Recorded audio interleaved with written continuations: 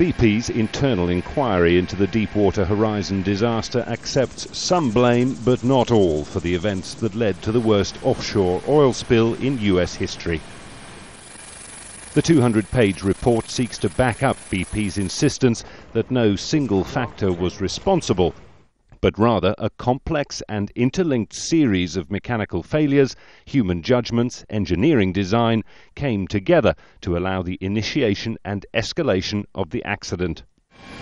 Among its conclusions, the report admits mistakes made by BP employees, including misinterpreting crucial pressure warnings in the hours before the explosion.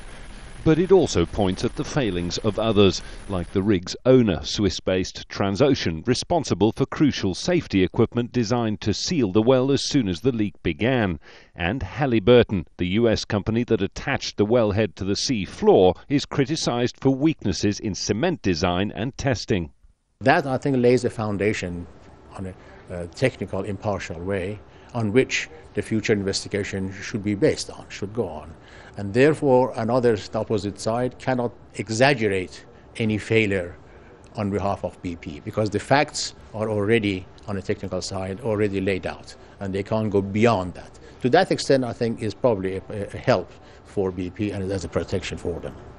Key to BP's ultimate culpability are charges by some critics of gross negligence, something the company hopes its report will refute. BP is on tricky ground in seeking to share the blame.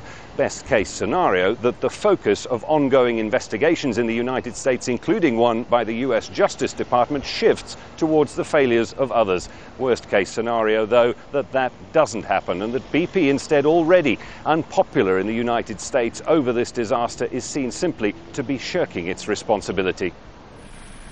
For nearly 3 months, oil seeped into the Gulf of Mexico, almost 5 million barrels worth in total, before the flow was staunched in July.